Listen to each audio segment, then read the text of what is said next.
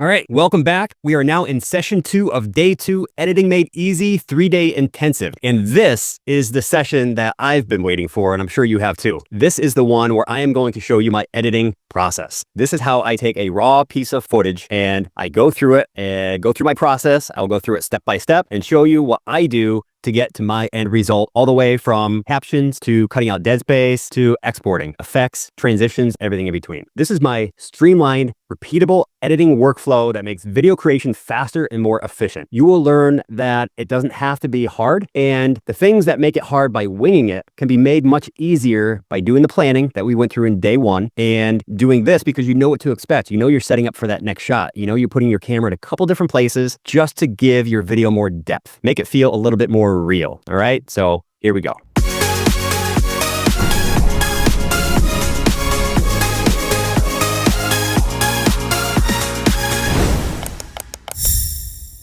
But before we get to the juicy stuff, I really want to show you something that's really helped me out along the way. When you first start out, you may only have to worry about just a few videos, but once you get going, you want to keep track of these videos. You want to save them, archive them, and everything that goes along with them. As your videos evolve, you're going to start adding things like B-roll, stickers, photographs, images, and other things to make your videos more interactive and to keep your viewers' attention. So I want to show you what I do to organize everything I need for a project. Now, I've mentioned before that I do most of my editing on my CapCut desktop, and occasionally I'll do it on my CapCut mobile app, amongst other editing softwares that I use. Now, I don't want to make this sound complicated, but every step in this entire process builds the plan, the Editing Made Easy process. That's ensuring a seamless content creation system from start to finish. And setting up your footage properly before editing keeps your workflow smooth and efficient. Now, I want to show you the filing system that I use for my MacBook Pro, and you can do this with whatever computer you have, but I have 4 ways to save my material. I have 1, which is my local storage, which is the storage right on my laptop. 2, I have Google Drive. 3, I use iCloud. And 4, I have a 10 terabyte external drive that's a hard disk drive. That's what I use for my long-term storage or anything that takes space. I keep a lot of my video, image, and sound files on Google Drive. They're easy to access that way. And what I do when I'm editing is I keep whatever sources I need, whatever elements I need on my local drive, so right on my computer. Now, I only keep the projects that I'm currently working on because any more can tend to lag the system. So what I'll do is before I start my project, I'll make sure that I have everything I need on my local storage drive. And I'm going to show you that system right here. So here I pulled up my Finder, or if you have Windows, it'd be your Windows Explorer. And here I have a Mindstorm media folder, and I have the 1.0 here just to keep it at the top of the list so I can find it easily. So don't have to search, and I can make things just that much more efficient. So under that main folder, I split my content up into social media content, which is anything that I'm going to put on social media. Then I have a client content folder. This is anything that I use for private clients. And I'll also have a shared folder on Google Drive so that we can collaborate on certain projects. Then I have a video editing asset folder for any sort of graphics or sounds that I want to keep right on my local storage for that current project. And then I also have business documents and admin and software backups and recordings. I'll keep any of my exports. I'll keep them here until I'm done with them, and then I'll move them to the next point.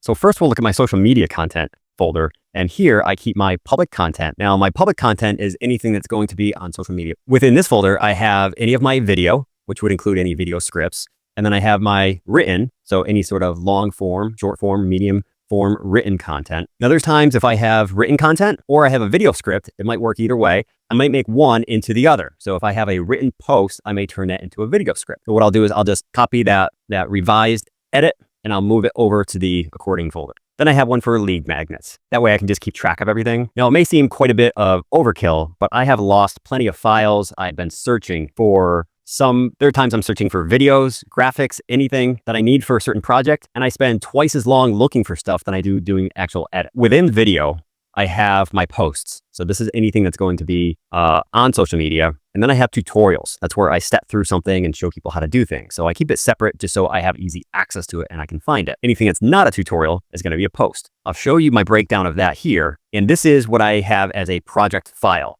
So I have a certain naming structure so I can keep track of all my files. And that is I use the year, underscore, the month, underscore, and the day. And that just keeps it chronologically in order and makes things easy to find time-wise. Now within this folder, I have my audio. If I have any music that I'm bringing in externally or any sound effects, any sounds, I'll put in here. This is where my final video would go once it's done. My footage is anything that I film or use for the project. So that would include my B-roll, anything that I record on my iPhone, and then movies or just any other video I might use besides those two. Then I would have my graphics, which are any images, any notes. So if this is a client's project that I'm working on, I can have any sort of notes that go along with that so I can have it for reference. Then I would have my script. If I do have a written script, it would go here. And then if this is a video that would be going to, say, YouTube, I would have a thumbnail, or at least a place to put it. I'm going to make this structure available as a resource in the classroom files, so keep a lookout for that. Also, a quick tip on maneuvering through these windows. If you ever grab this bar at the bottom to move around, I'll give you one quick tip is to hold down the shift button and use the wheel on your mouse. And that will allow you to move it much more easily so you don't have to dig around and find that little bar at the bottom. Now, if you look at group content, this just splits it up between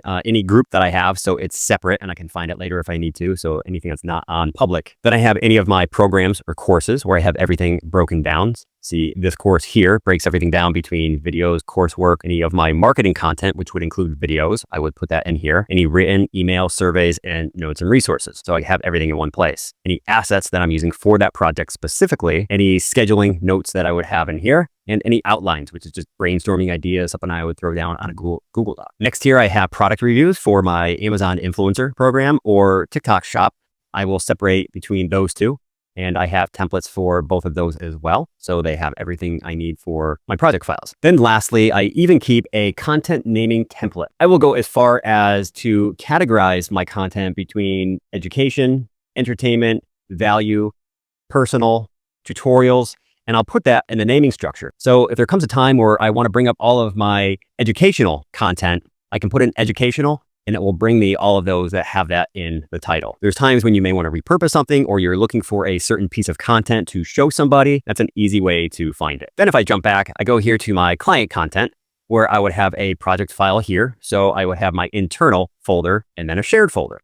The shared folder I have on Google Drive and I will share it with the client so that they have access. And when I send something to be approved, they have easy access to it. So I send them an edited version. Once that's done, when that comes back, I put it into the approved folder. Then I would have any of their branding assets. So I have all those on hand, our content plan and any scripts, and then just notes on ideas and brainstorming. Then on the local drive, I also have any graphics, any color presets or sound effects that I want to use. So everything is local because CapCut will work much more efficiently if you have everything on your local drive. So it doesn't have to kind of reach out further either on your Google Drive, on iCloud, or some sort of external source. Then I also keep track of all of my business records, my contracts, client agreements, and any workflows and my standard operating procedures. Then my last folder here is for any local exports. Instead of sending them out to my external storage, I will save them here if I'm working on them. And that way I have a holding place for them until I'm done and then I move it on to the next place. I know it might seem tedious, but it's going to save you so much time in the long run because you have a system in place. Next, I just want to show you quick what I do on my iPhone, because when you're editing there, it's still nice to have your files in one place so you don't have to search through them,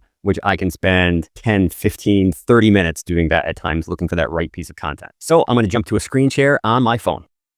Okay, here I am screen sharing on my iPhone. So I want to show you a few different ways that I save my images and video and how I access them. So the first one is right in Photos itself. And what I usually try and do is to create an album. And you can see here, I have an album right at top. It says Editing Made Easy Day 2 Video. So this has the picture up top, and then it has the video here that I recorded. Now, there's another video that are going to be adding to it. So what I would do is if I scroll here, I have to scroll all the way. So imagine, you're in the middle of editing and you're looking for a certain image or video, and you have to go through all these. You can do a search and try and search for it. And there's my kids having fun. There we go, right there. So that one. What I'm going to do is I'm going to hit the little dots in the top right, and I'm going to add to album. Going to ask me which one. I'm going to tap my Editing Made Easy, and it's now there. So if I go in there, I now show 3 elements, and there's one of them there. So to initially start an album, if I just pick this wonderful picture right there, then I would again hit that top right dot menu, and I would put add to album. In the top right again, I'd hit the plus sign, and then I'd create one. Now aliens.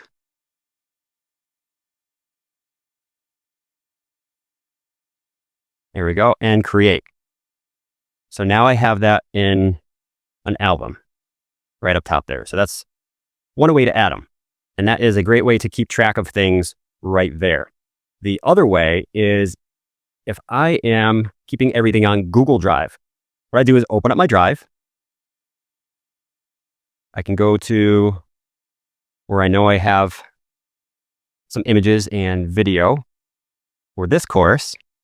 I'm going to go right into my video on day 2, and let's go into B-roll. And then I have some items right here.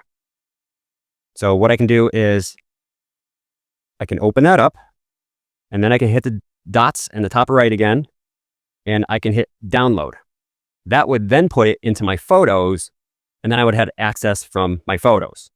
Or here is another way. If I'm in my CapCut app, just like that. So now if I want to add an image or anything from Google Drive, once my project is open, what I can do is go to Google Drive. And if I want to bring this video here into it, I can hit open in. It's going to prepare to export, because it has to download it first locally. All right, and then I have options here. And make sure I don't pass it. Go to more.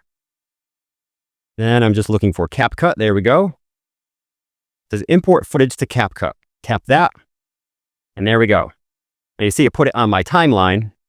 So not exactly where I wanted it, but in that case, I can just go to overlay.